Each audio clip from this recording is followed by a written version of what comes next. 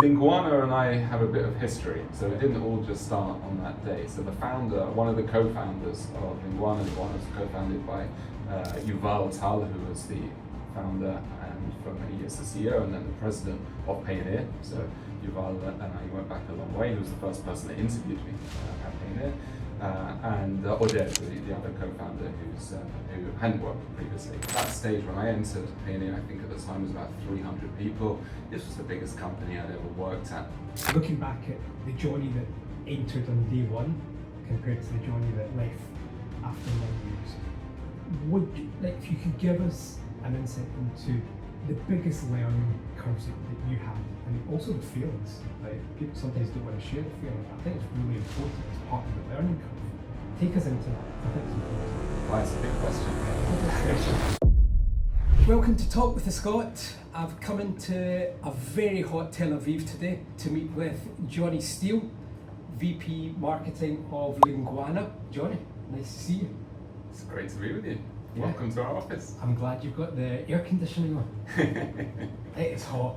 Well, we've got the beach just in that do. direction over there, so if you want to cool off afterwards, jump in the sea. It's a great location. It's very hot. So I've come in, we're going to chat, because obviously we've known each other a number of years, but originally from London. I think you moved to Israel around about 2005. Yeah, 20 years this month. 20 years this month. Yeah. You had a full head of hair when you arrived. Thick hair. Thick hair. All right. I don't know if it was Israel or the startup world that resulted in it, but or genes. We'll let other people decide, and we'll probably have a better idea after we chat. But moved here 2005. First of all, what made you move here? Why move over? Why leave the comfort of London? I think it was always on the cards for us. I'd got married shortly before then. Both of us always had that desire to live in Israel, pick up and come here. We were young enough then that it was a time where it felt like we could go. It was an adventure. Hopefully it would be successful. If it wouldn't be, then we could go back. We had family on my wife's side that were already here, so it felt like we had a support network when we arrived. We'll give it a shot. And here we are, 20 years later. 20 years later, 2 grown kids. Yeah. When you first moved here, so I think I'm right in saying in terms of your career, 2 major positions that you held were within mysupermarket and Clicktale. Was it always of interest to get into sort of the tech type scene? It certainly wasn't a plan when I arrived. I've always had a fairly open mind when it comes to career, and I think it's a good characteristic to have when you're trying to navigate things. It's not necessarily, some people always have, that's the goal, that's where I'm trying to reach. I was more, let's see where things go. And initially when I came to Israel, I did a bit of work in political research. I worked for a member of Knesset, did some translation and some social media, organized an event for him. So I was sort of dipping my toe into a few different things there when I got a call from somebody I knew who was in an early stage startup, which eventually became mysupermarket. They were, at the time, 12 people working out of an apartment, saying they needed people that were fresh off the boat from the UK, because this was a startup that was going to target the UK market. So my entry into the world of tech, I'd never had any experience there before, never been something that I was necessarily aiming to get into, was a part-time job whilst I was doing some other political work at the time. And my qualification was that I spoke the Queen's English, and that's how it all started. You don't miss the political world? If 20 years here taught me something, it's I don't miss the political world. Okay, so you joined mysupermarket. mysupermarket. You just said 12 people, 10 people, 12 people. What made that quite a unique company at that time? Because it really scaled. Yeah, it was an incredible journey. I was there more than 5 years, and I had a variety of different roles. And I think it was really one of the first experiences of Israelis and Israeli life that I had, because I came as a new immigrant. The friends I had were the friends I had from the UK.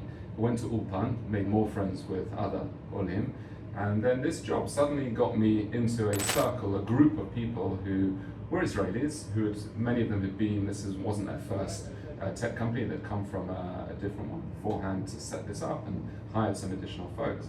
But it was really quite eye-opening to see the Israeli culture. I'd worked in the UK before coming. This was something quite different to what I'd seen before. And I think one of the major attributes of it that made such an impression on me was this faith in giving people an opportunity to do things that they'd never done before. And this idea of, if there's a job to be done and you put up your hand and say, I think I can have a go at this, and find a way to figure out how to do it and bring value, then you've got the job. And so much of my journey within that company was I was brought in to do some data entry with just knowing things about English supermarkets, and I ended up doing major commercial deals with some of the biggest public companies in the UK, Tesco as an example. So that sort of journey and the speed of being able to get opportunity and receive the trust of leaders was something that I don't think I'd ever imagined that sort of thing could happen. So it's funny you just touch on the speed, because obviously Israel, the startup nation, and every day new startups and new companies are being launched. Also, I'm from Glasgow, but I lived and worked in London for about 7 years before moving here.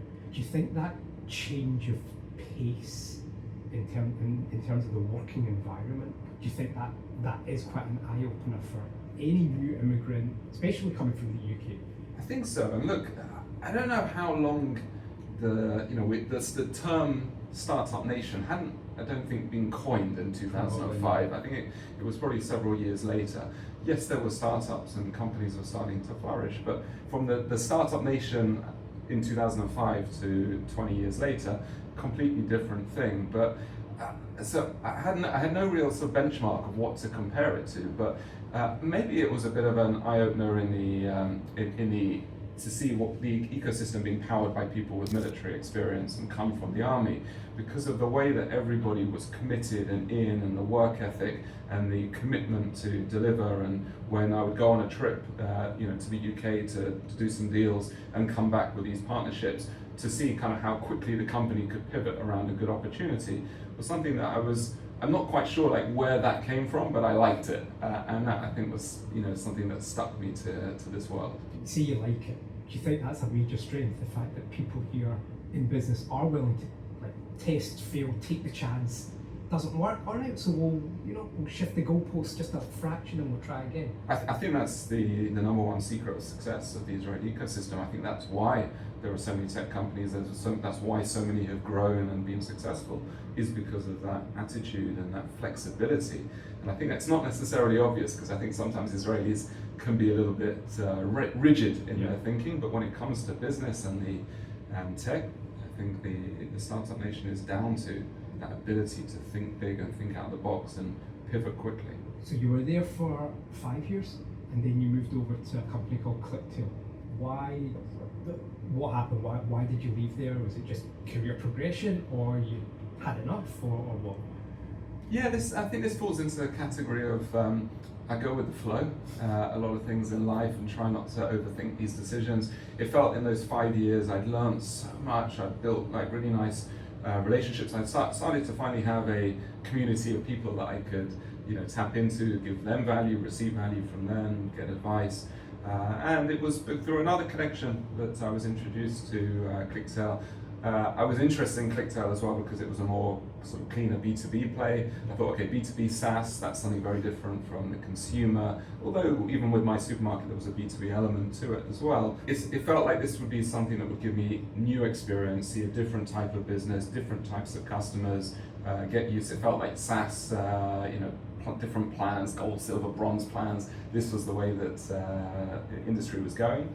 So it seemed like a good opportunity to learn something new, take the skills that I'd acquired over those 5 years. I felt like I'd delivered a lot of value to my supermarket, and this was a chance to do it in a different setting. So what were some of those skills? Like when you go for the first interview at ClickTail, compared to the Jonny 5 years previous, what were you able to demonstrate, to showcase the learnings? What were you bringing to the table based on those 5 years? Yeah, I think for me it was literally everything. When I went into my supermarket, I didn't have any marketing experience, so to speak. And I knew how to write, I knew how to deliver a message, I knew how to speak, but I'd never done it for a business. And bear in mind also 2005, things are changing. Social media is starting to become a thing in 2005. We had this sort of blend of trying to figure things out. I remember when we first sort of discovered, let's build a Facebook page, and I don't even think it was called a page back then. I can't remember what it was called. But there were, we were experimenting on the flow. We decided, okay, we should do email marketing, and no one in the company had ever done email marketing before, so I went and I learned how to do it, and we signed up for a tool and started experimenting with it, tried to see what worked and what didn't work, made mistakes along the way.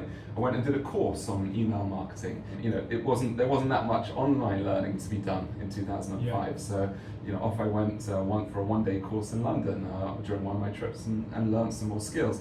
So there were a bunch of different just skills that I now had that I could go into a new company and say, okay, I've done this, I learned this along the way.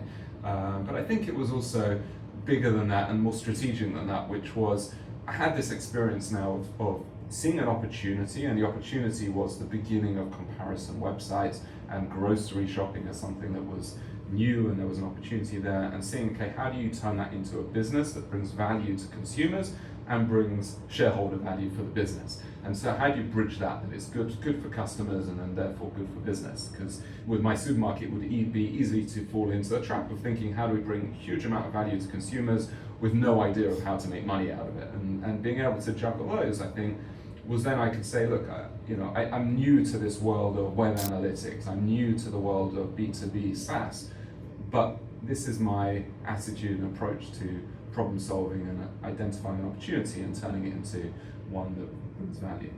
Do you think that's one of the biggest challenges, or maybe the biggest challenge that startups have to overcome, in terms of they might have an amazing idea, but if they're unable to demonstrate the value to the consumer, it's what difference does it make?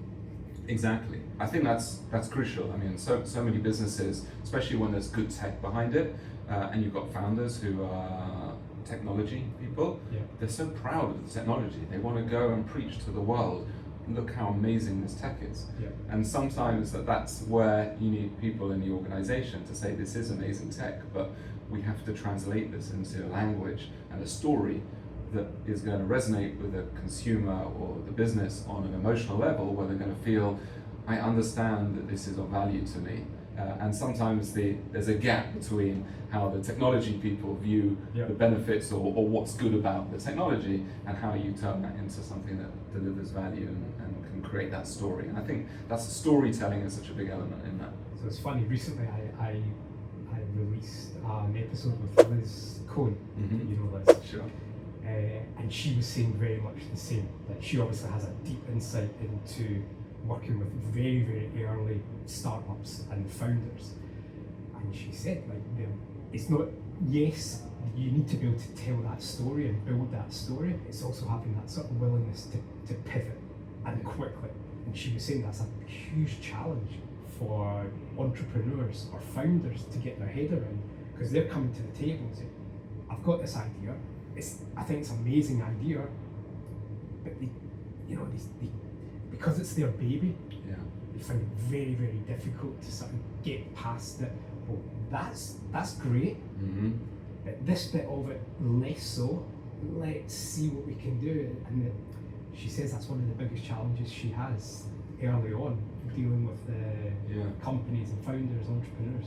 I think the best way to overcome that gap is get in front of the customer, right? So when you get in front of the customer, whether that's your existing customers, the ones that have started working with you already, or it's you're going out to conferences or out into the field and meeting with prospects, is especially when you can get the founders there or the technology people in that conversation as well. I think it's important that you do that, because sometimes you think let's hide them away in the office and we'll take the salespeople to the meeting. But I think it's really important that everybody in the organization gets that exposure to the customer, because when you start to hear it in their words and you listen really carefully, you develop those listening skills to be able to ask your questions but really hear what they're saying, then you can start to understand, it might be the way that I'm pitching this today isn't really landing. But if we were to, if I listen to them and ask them the right questions and understand the pain points, the challenges they are facing, then I can take the same thing but just approach it differently. And now we've got a conversation. Now they're interested. And you know, especially with when the technology people see that sort of those sparks fly, they kind of they'll get on board with it, and you can get them to buy in. I think you just said one of the magic words actually, listening. Yeah. And it's been a common point of discussion through every recording that I've done with people. And I've sat with founders, CEOs, CMOs, all different types of people. And everybody comes back and talks about, the listening, no matter what stage you are in your career, the ability to listen. And I think it was Mali in the second episode. She's VP of marketing at Second Nature. She was talking about simply shut up. Just shut up and listen. Like sometimes you've got to just turn around to somebody and say, no, will you shut up? And just listen to what the other person's saying, because the amount of information that you can just gather by not even opening your mouth. Just listen. And it's so obvious, but there's so many people that don't do it. It's one of the first things, I'll fast forward a bit, I'm sure we can rewind in a second, but one of the first things I did after joining Linguana was already, by this point I had joined, we had a few hundred creators already working with us.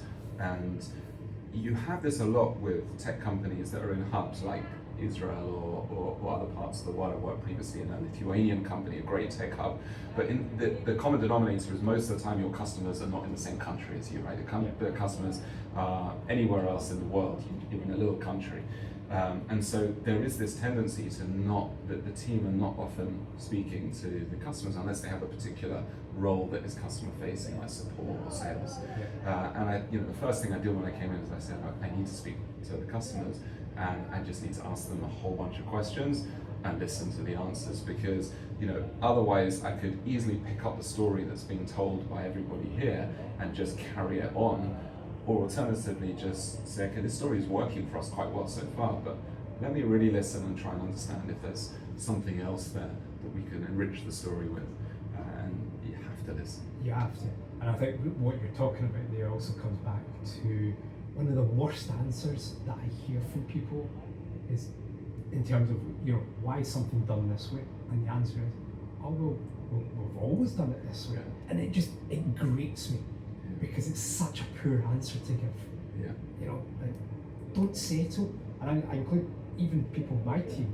Like, I have a girl on my team, she's 24. It's her first job, she's been with Wadi for 7 months. And I'm constantly pushing her to, don't just accept an answer.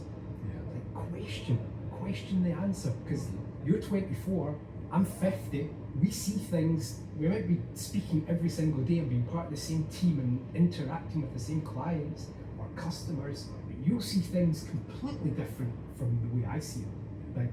Don't just accept what I'm saying, question. And I think it's really important, especially in a startup environment. Totally.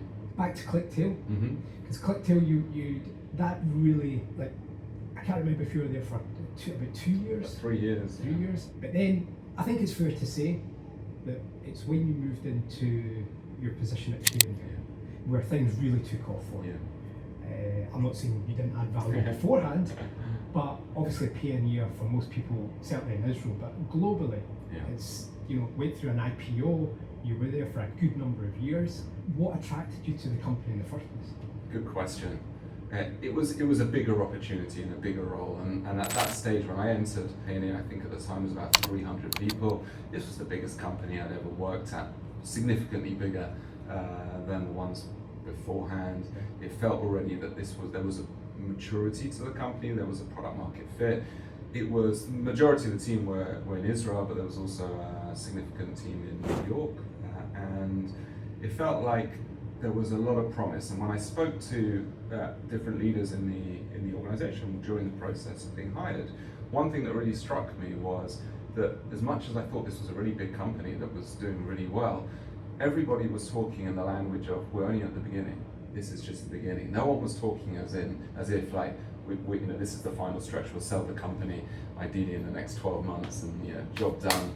we can all go to the beach. It was really a sense of we built a really good foundation, but the potential is huge. We've got to keep building from here.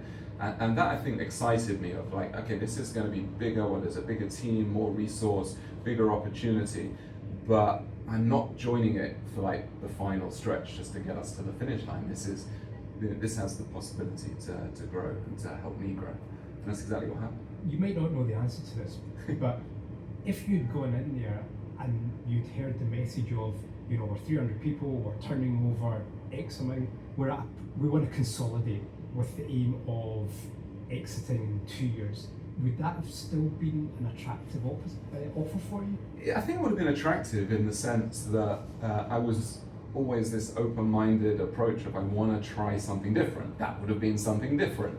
But I think I was more excited about, I wanted to get my teeth into something. I've been 5 years at mysupermarket and then 3 years at Clicktale. I was thinking this might be the one where I actually really spend a good number of years and be a part of the story. Like that for me is like, I really would like to see this thing through to like really taking it from the stage it's at to a completely different stage. So I think, yes, it would have been interesting, but this was far more interesting. So when you started there was 300 people. When you left, what size was the company? It was roughly 2,000 people, but I think bigger than the change in numbers was we went from 2 offices and we had a small number of people in Gibraltar for a European Union license, as it was part of the EU back then. Yeah. And then we went to having people in 25 different countries. I mean, it was a completely transformed organization by the end. So I actually think I had interaction with Payoneer before you joined the company. Quite possible. When my agency, we did a bit of work with Payoneer. Mm-hmm. And I remember, even though, obviously it wasn't 300 people, it was less, but I remember still sitting in the office, and I can't even remember the girl's name that we sat and we worked with, but I remember sitting there thinking, there's a special vibe here, like something's happening. Yeah. And it was great to follow the path, and that path, obviously, I took a little bit more interest when you joined, because we obviously knew each other. And I started to see, you were off to India and you were off to a whole bunch of countries. Yeah. How quickly after you joined Payoneer were you able to put in place that growth strategy? Or was it sort of set already and you were tweaking what was existing? It was something that we never said, okay, here we are now, we need to be in 25 countries. By such and such a date. It was more, let's try something, let's see how it works. If it works well, let's start to scale it. And if it doesn't work so well, let's try something a bit different. Yeah. And for us, I think our strategy evolved in a few different stages. So when I joined, already within the marketing team, we had community managers that spoke different languages, that came from different places in the world. And that way we could start to have some engagement with Russian-speaking customers, Arabic-speaking customers, Japanese-speaking customers. We managed to find people that came from multiple different parts of the world, and they were all sitting in our office. And that's something that was already there before I joined. I saw tremendous value in these community managers and felt that this was really starting to bridge the gap with the target customers. You can't just do it through translation and just ship the same thing to all your customers.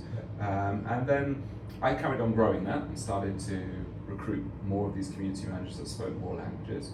And then the next stage that we decided to do is, the problem was we're really far from, we've got a Korean community manager, it's really far from Korea. There's a limit to how often she can fly out there. So we then started to do brand ambassadors. So we selected one of our customers who was a really good customer there. Our main customers were small business owners, freelancers. So we'd find somebody that we already had seen as a customer, very active, using all of our different services, and ideally someone that was a bit of a speaker, a bit of a personality on the scene there. And we'd ask them, would you like to become a brand ambassador for us? We paid them a monthly, small amount retainer to just go to meetups, start representing us, start talking about us. And we started to do that. We did that in 1 or 2 countries, and we started scaling it, because this was giving us, wow, we've got boots on the ground now, we're able to get out there. We were seeing our brand was growing, we were getting far more feedback from the market, from people that were hearing the word on the street and feeding it back to us. And that really was the beginning of the thinking of, hang on a sec, maybe we could do even better if we start to put a team on the ground. So we had community managers in the central hub, then we had brand ambassadors, and the next step was let's open an office. And it would often start with the first hire being a country manager, somebody that was going to see the whole kind of business through, if it's India, let's hire a country manager, someone with experience who can build it, find someone who we felt we could trust that would be the same kind of DNA, the same set of values as us, and then give them freedom to build out the team, hire marketing, sales, business development, partnerships, customer success, and have a little team there that would work with the central hub. And so I don't think we ever jumped and said that's what we need right at the beginning, but it was a strategy that we worked on as a leadership team together and eventually got us to that point where it was a really successful model.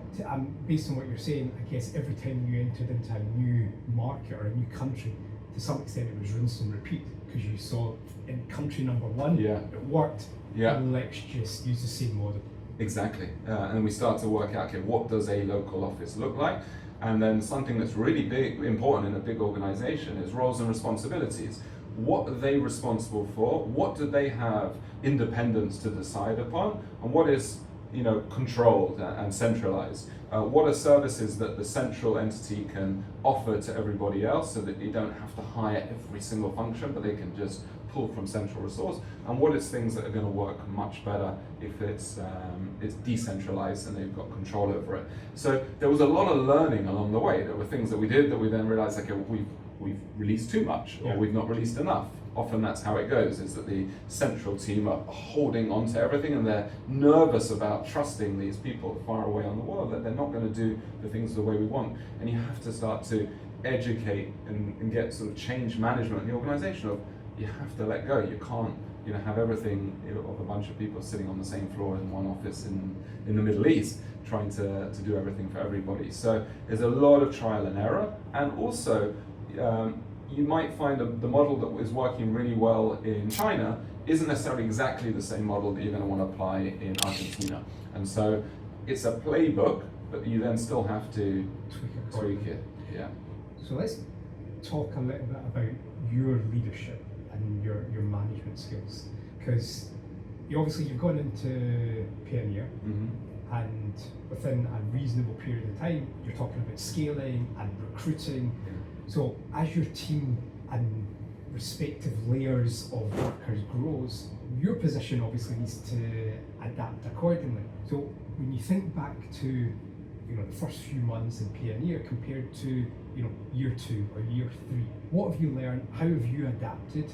How have you become a better leader, better manager? Or maybe you're going to tell me, and drop the ball so many times. And I think it's interesting how one's leadership skills and managerial talent potentially changes as a company they're with grows. I think that there are certain values and approaches to management that you find for yourself, and these are things that they apply, doesn't matter whether you're in a tiny startup or a giant public company, that these things are your authentic self, and you bring it and you bring it to the organization, your approach to leadership, irrespective of the type of company and the stage it's at. There are other things that you have to adapt and you have to change.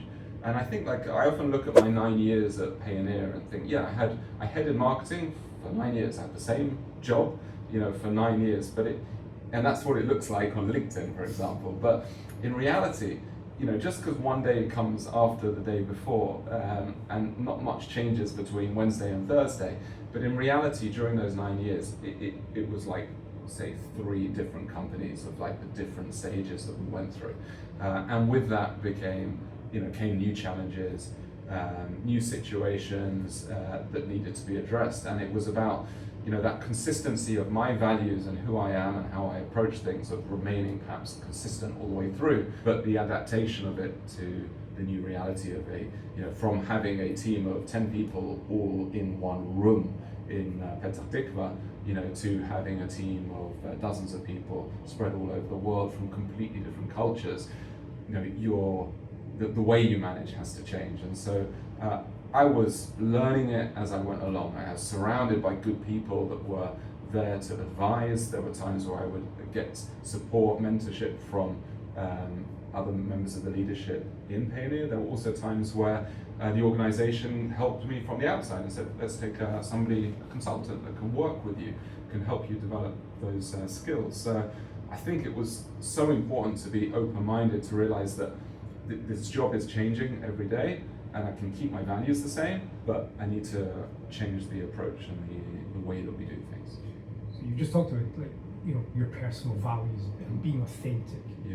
And then you talked about sort of 3 stages of the company. Yeah. So when you look back at that, your values and being authentic don't change. But what are when you're recruiting somebody or when you're managing somebody, what are your sort of minimum requirements really? Like what, the very basic that somebody needs to bring to the table to work with you? To work with me? Yeah. Firstly, they need to come to work. That's something that I've always had the pleasure of working with people that are hungry.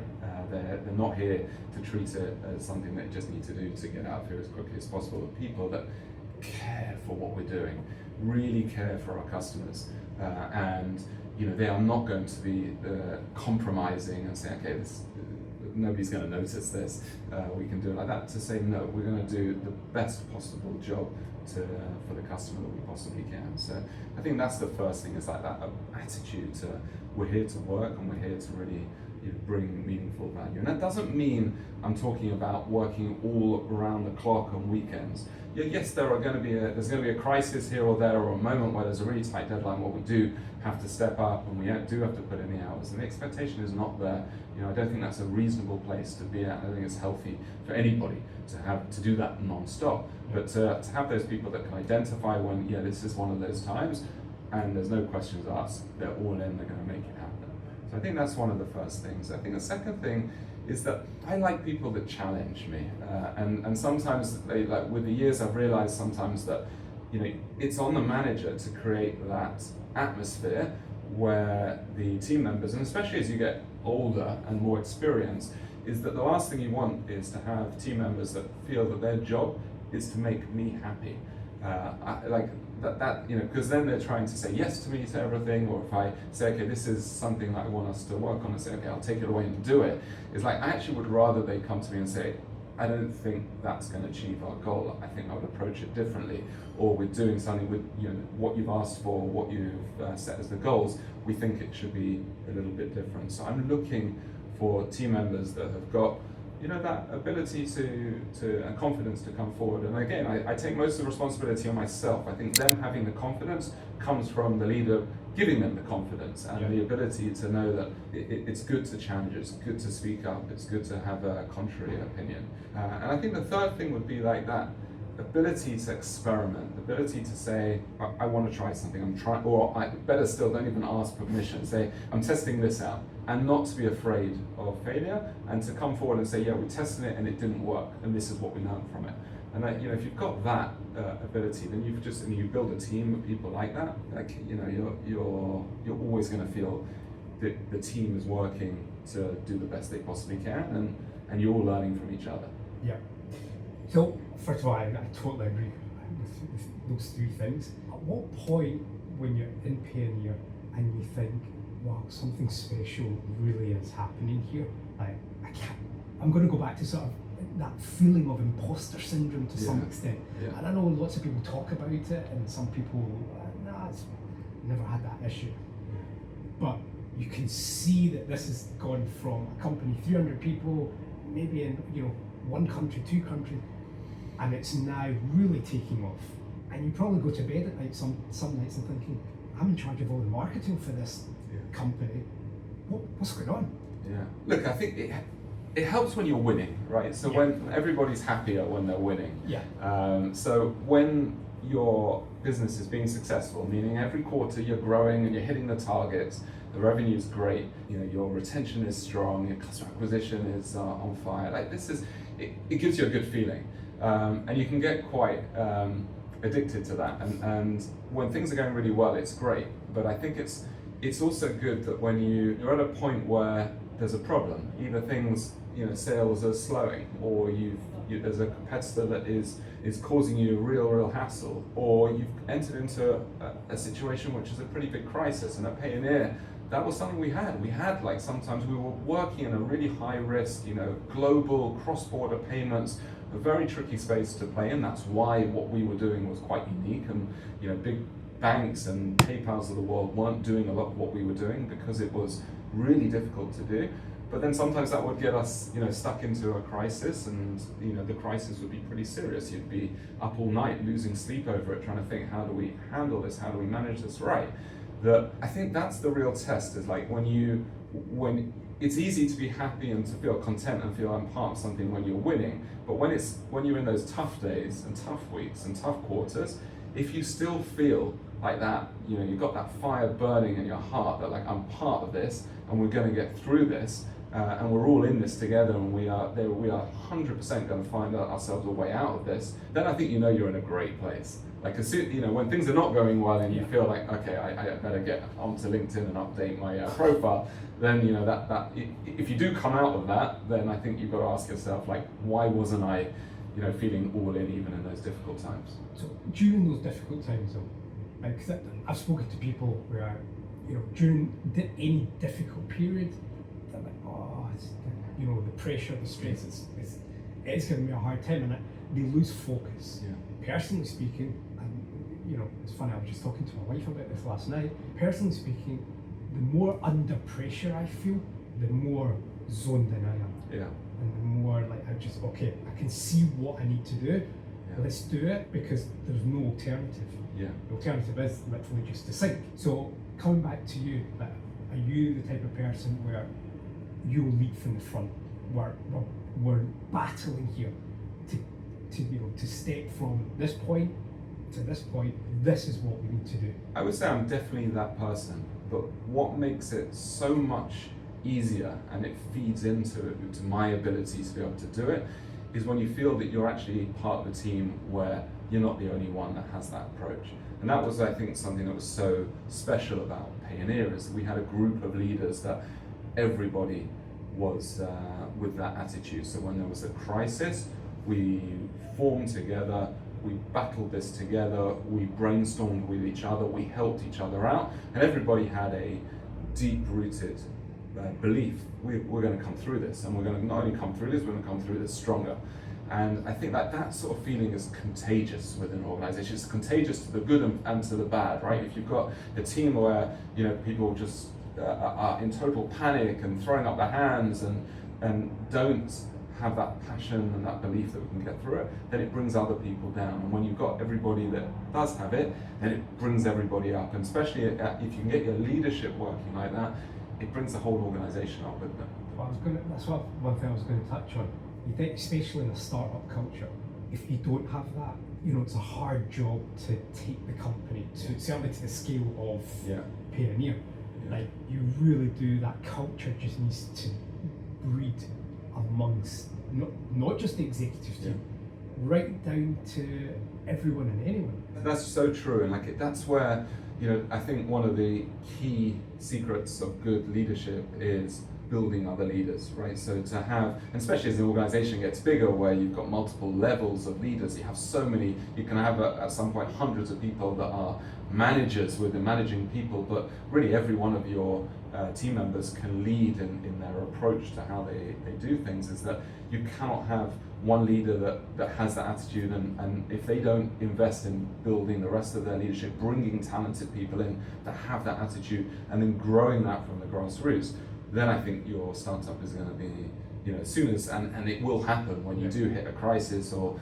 things do hit troubled times, the chances of navigating that when you've got one person trying to do it on their own is far, far smaller than when you've got a culture of it. Yeah. At what point in your journey with Payoneer are you sitting there and you think, that there's a good chance this is going to IPO, like this is going much better than even you anticipated when you first joined? I don't think there was a moment. Like it really was like a journey, and the journey was, I think, when there were those moments of crisis, and that when we would come through that moment of crisis, I think that was, where your belief got as strong as it could possibly be. Because you think if we can handle that, we can handle anything. Like we really can. And there were so many risks in the organization, risks that this might happen or that might happen.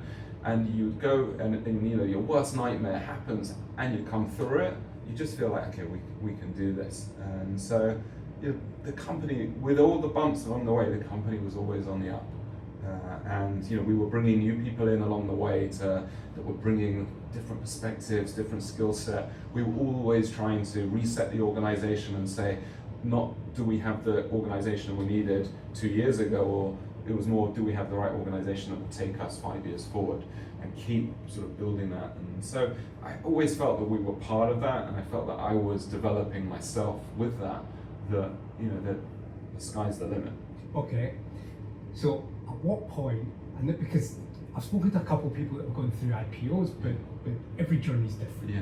At what point are you sitting there and you're thinking, all right, we're scaling, I've bought into the culture, I've helped create this successful strategy. Mm-hmm. At what point are you sitting there and you're thinking, if this goes on for another year or two, this potentially could be a life-changing experience for me and my family? Yeah. Because that must cross your mind at some point. I guess it does. I mean, often there are rumors, there's talk about, you know, is such an event going to happen? And in most cases, there'll be rumors that will make its way to the press and nothing happens. Even the process of going public, I mean, there are different ways different companies do it. For us, it was a fairly lengthy period running up to it, preparing for it, and the process of it was so much risk. I mean, so many companies start that process and different things drop off. But I think for us, there was always this feeling of like becoming a public company was just yet another, you know, stop along the journey. So if it doesn't happen this year and it happens next year or the year after, that's okay. Like what really matters is, are we growing? Are we offering more value to more customers? And if that's always happening, then at some point we probably will go through that stop, which is, you know, becoming a publicly listed company. And then, you know, the next journey happens after that. And you know, for me as well, even, you know, when we went public, I was excited by that, you know, by the professional prospects of, now I get to be head of marketing in a public company. That's something I've never done before. There's a whole load of challenges and that come with that. I want to experience it. So, what are some of those challenges or differences? I think one of the differences is, you know, you've got quarterly earnings to report, and so there are some numbers that really the business has to make sure that they hit, and so you have to start making decisions that will do that. I mean, things have changed a lot over the last 5 years or so, but profitability became a really big goal. So, you know, 10 years back, it was about growth and about just revenue growth, and nobody was paying that much attention to how much you were burning and, you know, how much more money needed to be put into the company. You know, that was sort of changing around sort of 3 years ago, even for private companies, for startups as well. Yeah. But yeah, we had to really look at efficiency and think, okay, how do we carry on growing the revenue, but, you know, start to figure out how we can grow the revenue faster than growing the cost of the company, because it was always easy to say, well, let's double the team and double the budget and then we'll double the revenue. Yeah. But we needed to figure out how we could, you know, do things more efficiently. So, you know, yes, there was the work that went into reporting, but there was also work as an entire organization, not just marketing, around how do we make sure we can scale. On a day-to-day level though, after you went through going public, does your day look different? Does the work, I mean, you've just talked about reporting and having a focus on like the bottom line numbers, but on a day-to-day level and the strategy, how? Not hugely. I mean, you might have, as a result of the IPO, you might have more resource, so you can actually invest in, make bigger bets. You can invest in acquisitions. You can invest in opening up, you know, new business lines. So, you know, with that, yeah, we acquired some companies, and we had to figure out, you know, this was again new experiences of how do you integrate a business that's already operating independently. How do you integrate them into your brand? And how do you integrate the team members that have come with and make sure that people can continue to bring value? Where do you look for efficiency? And how do you handle all of that smoothly? So that's kind of one example of how things are different. But there are other things that, you know, the basics of a business and being in a, you know, go-to-market team is like, how do we bring in customers at the lowest possible cost and extend their lifetime value as long as we possibly can, and continue to, you know, upsell them, you know, on all the different products that we have. So the basics of business were the same. It was just like with some of these extra goodies that were thrown in of new business lines and new team members and organizational efficiencies that had to be layered on top of it.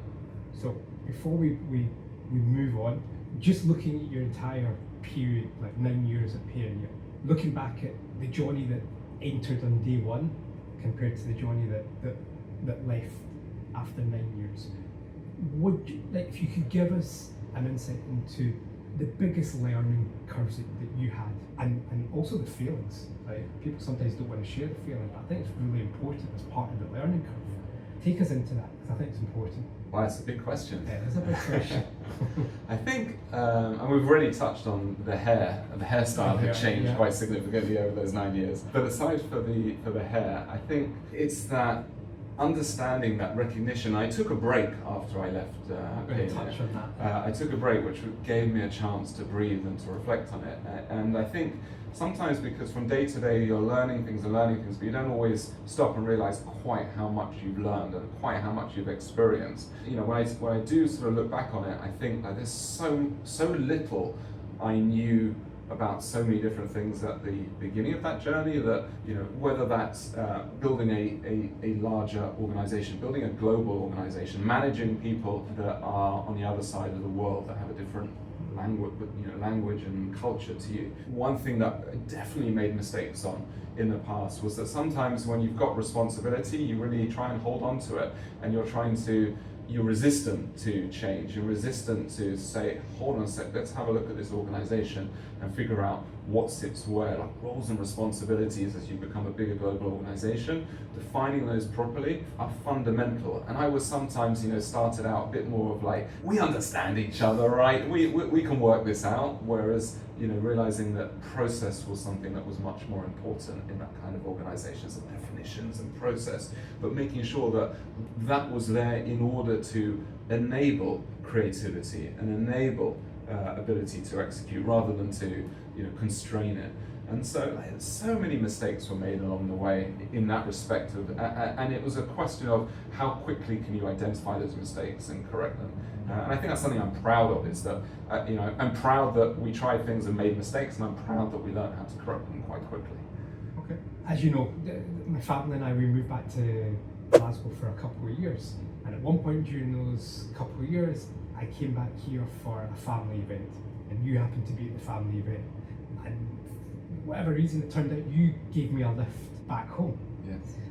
And we were probably in the car for about an hour, and we were chatting. One of your kids was in the back, and he was either on a screen or sleeping, can't remember, maybe both. Yeah. And you just left, or you were just about to leave, I can't remember exactly at what point. You were very open about either you were planning to take some time out. We chatted a little bit about it, we were talking, we'll maybe go on holiday, we'll do something, I would love to take about 6 months. So I'm certainly not asking you how much money you made in the IPO, that's nobody else's business. But first of all, what did you use that time for? And you talked a little bit about using, like, reflecting, but what did you learn during that process? And then I definitely want to get into, where does the motivation come from to try and do it all again? So that break was really important, and there were things that I did well with the break and things that I wish I would have done differently. So I remember that drive very, very well. So what did we do well? We went on a good holiday. Like, the four of us went off to the US. We were there. We spent a bit of time in the UK at the end, but we were away for a month. I mean, it was a longer vacation, longer holiday than we'd ever had, right? When you're in a startup, the best might be looking at a couple of weeks in the summer, but to go away for a month, and also a month when I had no work email, that was a holiday like never before. So that, I think, was good, just to get away and recover. And I think you don't necessarily realize, people talk about burnout. I don't think I ever experienced burnout or wasn't aware of it, but once I stopped, I did realize how much I just needed a break. I needed to go to bed not looking at emails and wake up looking at emails and Slacks, and just have a total kind of cut from work. And so that was good. I planned, and for 6 months, I think it was roughly that. but I started quite quickly after I left, and I'd updated people that I was no longer, it'd been about 2 years after going public that I'd stepped aside. People started reaching out either because they were looking to hire or they were looking to get advice, consulting, and I started doing a lot of that networking. So going out, having coffees, meeting people, sometimes taking on little projects, sometimes finding myself kind of slipping into an interview process. And that's my regret, is that I just kind of, I didn't take even 2 months of just saying, I'm not even going to do these. I'm not networking. Like, I'll have a pint with a mate, but I'm not having a coffee to talk about someone's business. And I think, if you are at that point where you need to take a break and a refresh, cut everything. And I think like that's something that I felt I was always pitching and doing a little bit of work here, because I love working. Like, I do enjoy what we do, but I think it would have been better to have done nothing for at least a few months of that time. The question about what made me come back in is I missed it. I missed it. I mean, there's a big part of my life which is work. We talk about what's important to us, our family and other things, but there's a good chunk of the day where your family are busy. Some of them are working, some of them are studying, playing football and doing their things, and you can potter around the home, you can find your hobbies and your interests, you can spend more time on sport and doing things that you enjoy. But I also realized I'm somebody that enjoys working. I like being part of a team. I like building something and working with people. And so it was only natural, I think, that that the break would give me a chance to refresh, and then I'll be back in. Was it, just going back to how you left Payoneer in a second, was it always part of your plan that, okay, through IPO and within 6 months, 9 months, whatever period it was, I along with some of the other executive team will just be phased out? I don't think it was necessarily written that this is what happens, but it tends to happen naturally. I mean, a lot of us have been at the company, my sort of generation of the leadership had been around for a good chunk of of that decade beforehand. It's only natural, one, that those people are going to move on and then need to take a break and start again, and also you need to bring people in that have got the experience to be able to grow the company once it's a public company. So I think it's only natural it happens. Some people were very quick, that moved on very, very fast after the IPO. For me, it was actually important to get that experience. I wanted to have that experience to say, I've seen what it's like in a public company, whether I like it or don't like it, or the bits I like and the bits I don't like, but to get that experience, because that's yet another part of building myself up as a professional. I think that's always got to be one of the key questions that anybody asks themselves in the professional journey is, am I learning, am I growing, or am I doing the same as what I was doing up until this point? And if you ever get to that point that you feel you're not learning, then it probably is time to move on. But certainly after the IPO, I was like, this is a huge window of opportunity to learn, which is not easy to get this sort of opportunity. Yeah. So I thought it would be crazy to leave straight after. So about, I can't remember exactly, maybe 4 months ago, 5 months, probably 4 or 5 months ago, you sent me a message, are you around, can we have a quick chat? And we spoke and you said, I'm joining this startup, might need a little bit of help in a few ways. What attracted you to this place? Yeah, so Linguana and I have a bit of history, so it didn't all just start on that day. So the founder, one of the co-founders of Linguana was co-founded by Yuval Tal, who was the founder and for many years the CEO and then the president of Payoneer. So Yuval and I went back a long way. He was the first person that interviewed me at Payoneer, and Oded, the other co-founder who hadn't worked with previously. But Yuval I already knew. And when he first started the company and there were just a few people, him, Oded, and a couple of others starting it, he was one of those coffee meetings that I took straight after leaving Payoneer, started talking, and I started doing some work and just helping to define what our positioning would be, what our messaging would be. And as I already said, but at that point it was his. That it was their company and I was there to help them. That indicates the fact that you, after X number of months, you're already saying you've bought into the culture, you've bought into the concept. Yeah. So I think, so what is it? So part of it is people.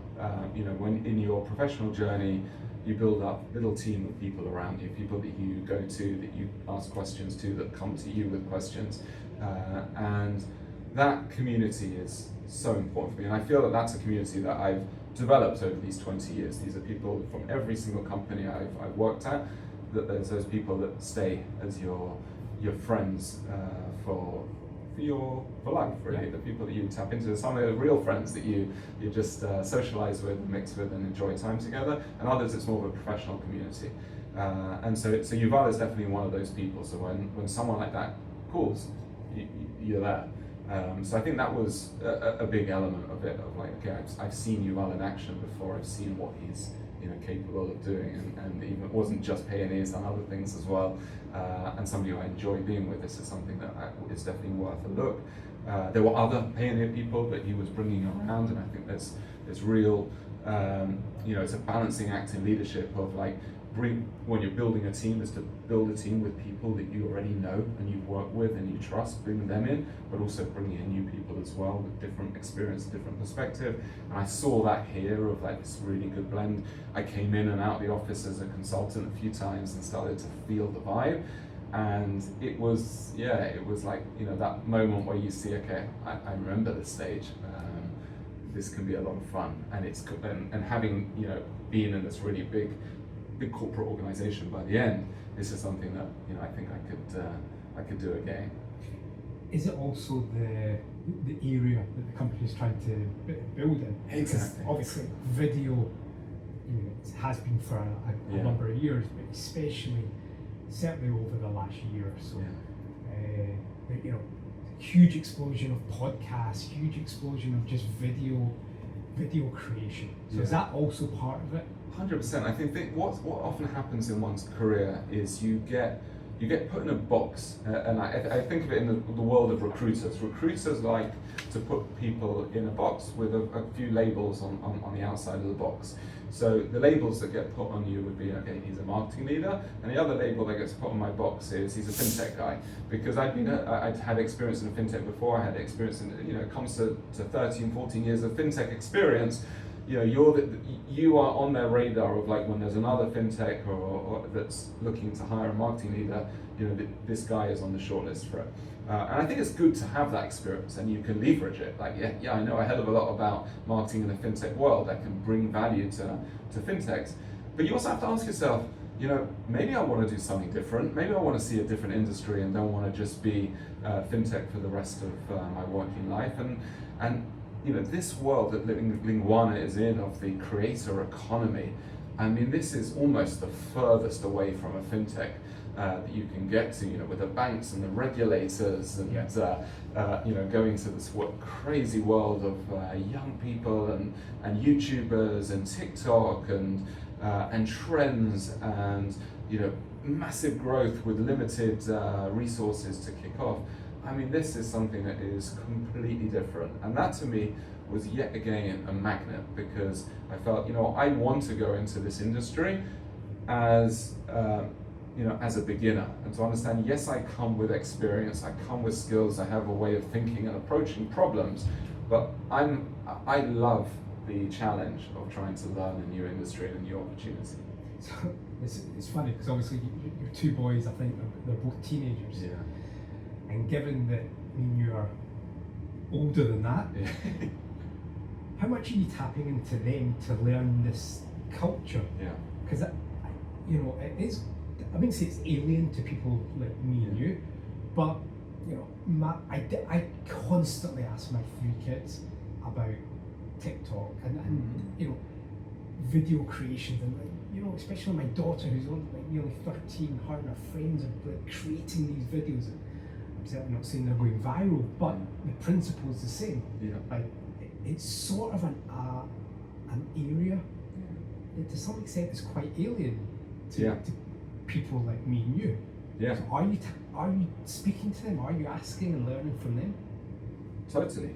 I mean, really, like if once upon a time, the kids dreamt of becoming a doctor or a lawyer, when they were older, and then maybe they dreamt of becoming a tech executive, a CEO of a tech company. I mean, today, what do kids want to be? They want to be YouTubers. They want to be influencers. This is a playing field which is dominated, not entirely, but it's dominated by people who are younger than, I'm afraid to say, both of us. Yeah. And that doesn't mean you can't learn it and you can't bring value to it.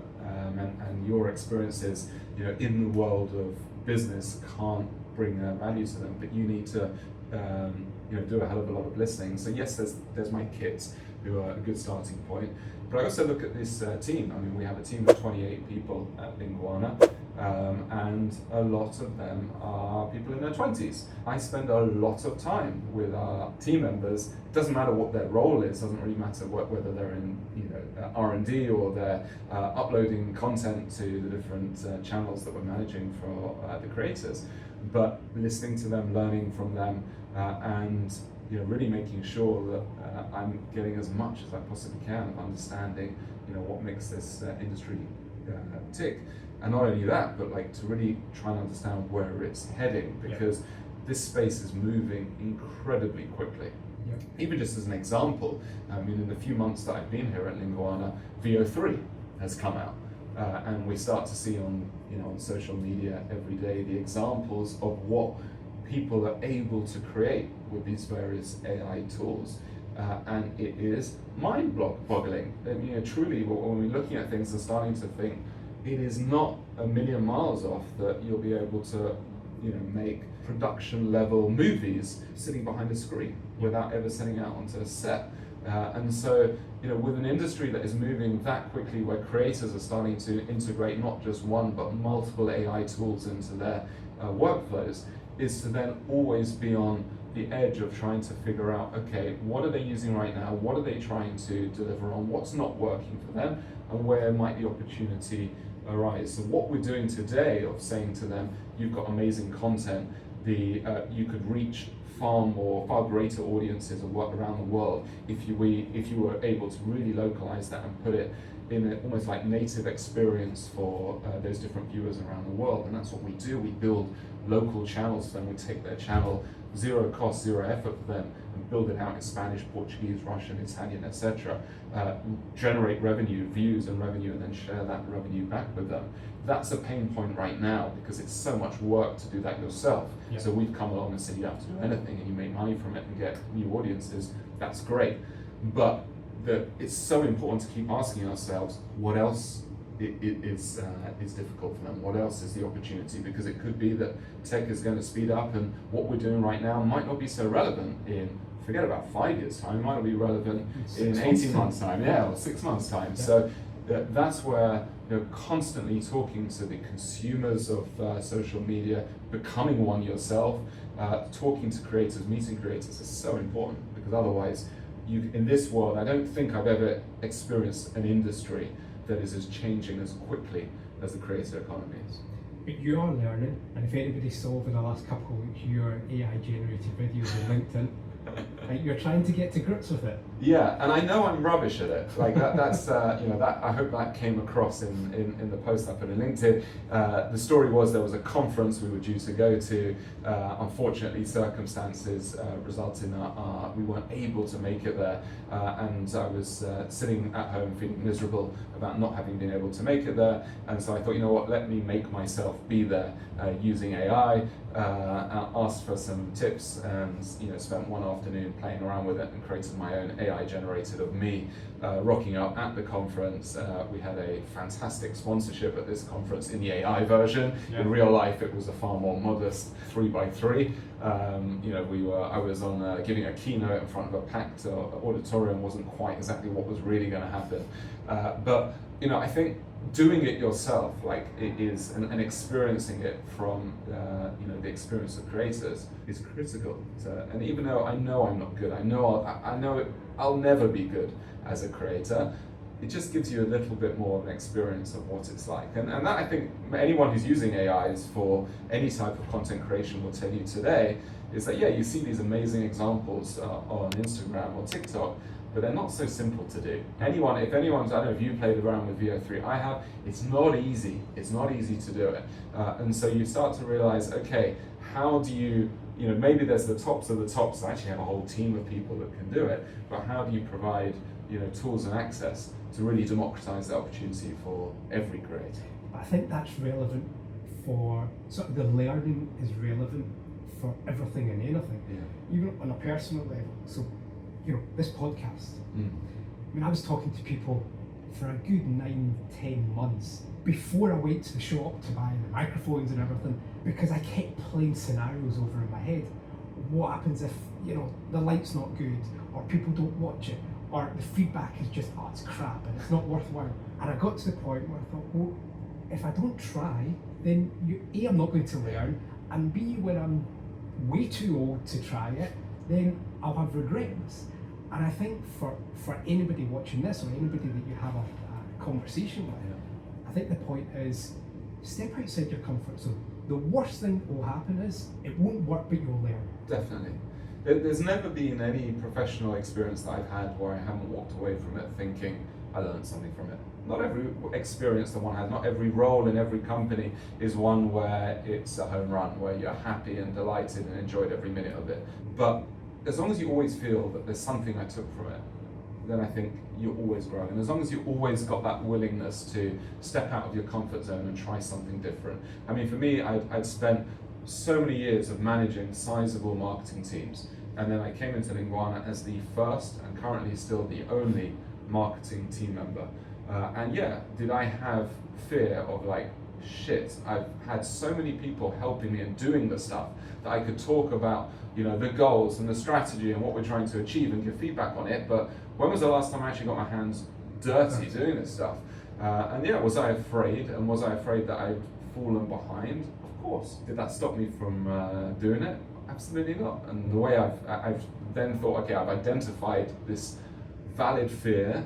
What am I going to do about it? The first thing I do about it is I call my friends. I call people I've worked with on my team previously, people at agencies, freelancers, get advice, get free advice from people when you can. When you feel like there's something that you really need supplemented from what you can do, bring somebody in as a freelancer, as an agency to help you on that problem. And you'll do it. And what I've also discovered in this team is that yes, I might be the only person with a marketing job title, but I'm surrounded by amazing people, talented people, and many of whom who are doing different roles in the company are far better than me at certain things. So I've just, for example, opened up a TikTok channel for the company. And one of the first things that I did with it is I sent on our team WhatsApp to the whole company. I said, who are the biggest TikTokers in the team? Come talk to me. We're going to create a little group that are going to come up with a strategy for this and think how we build our brand on TikTok. And so you realize that you're actually surrounded by people. They're everywhere. And especially when you've built up that network and you've got that openness to ask advice from somebody who might be far earlier in their career than you are and identify that they are far stronger than you at certain things, then that's a blessing to have those people. And that's how you go into face the fear head on and figure out how to deal with it.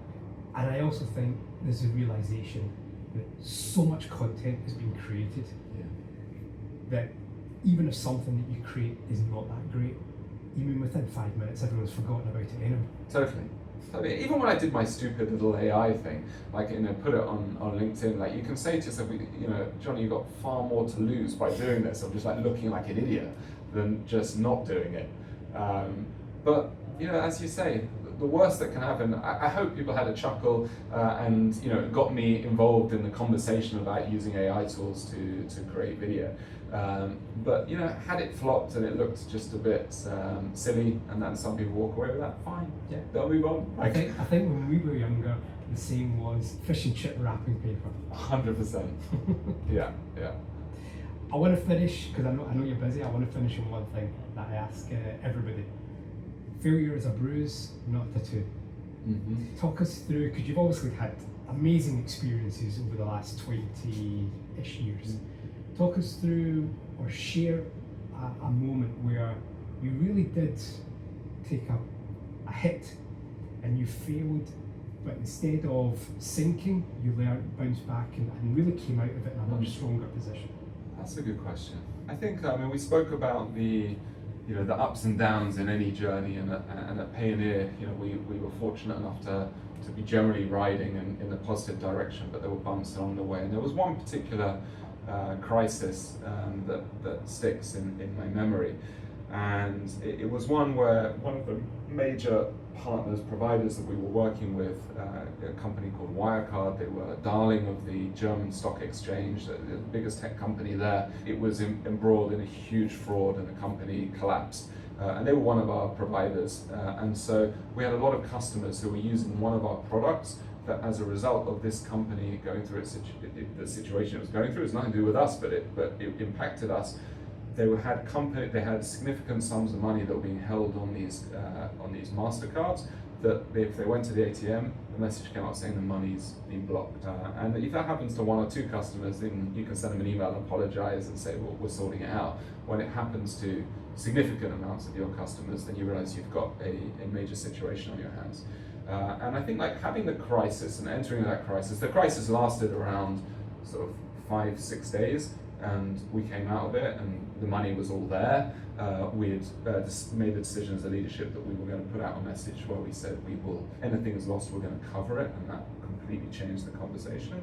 But there was the first 24 hours of that crisis. I remember it hitting as I was eating a bagel for my Friday lunch with the kids, when we got the message that, look at this headline, that probably about the first 36 hours, I wouldn't say I froze, but we were not acting anywhere near as quickly as we needed to act. And I think, I learned a lot about crisis management, through the years and through this particular experience.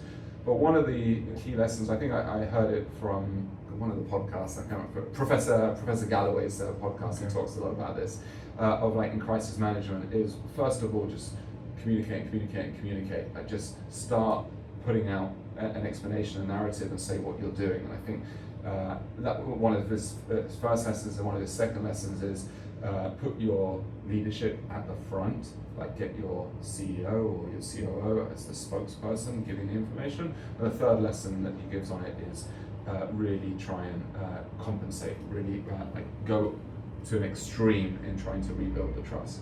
And I think that first bit of the communication is I froze, I was in a panic, we weren't prepared for this, we didn't have any type of crisis management process in place of what to do, and there was this hesitancy of like, well, let's try and figure everything out first, and only once we've really got answers, let's go out. And there was that first sort of 36 hours where we were losing the narrative completely, where the message that was getting out there was panic, and the company's not saying anything, and we can never trust these guys ever again.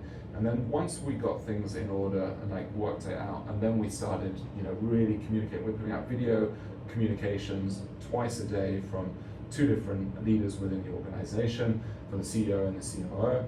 And we started to win it back, and we, took the steps, the measures, we announced them, we explained things, even when we didn't have the answers. Just explaining what's happening, explaining what we're doing. We really won them back, and I think that was a moment where I realized, okay, one, crisis management is something that every organization should be prepared for and have a process in place and know what to do, whether you're a small organization or a big organization. And secondly, when that does happen, is you don't have to wait until you have everything to start the communication. Like you have to start thinking, okay, what can I do now? And speed is extremely important. So yeah, I came out of that really bruised from that experience. I felt very good at the end when I could see the results and could see how much positive sentiment came out of it in the end and see how the business bounced back from it. But looking back at that first moment of the crisis, I learned I could, next time I could do this much better. Fantastic answer. Jonny, it's been great speaking to you. Thanks for your time. Thanks for having me. Cheers.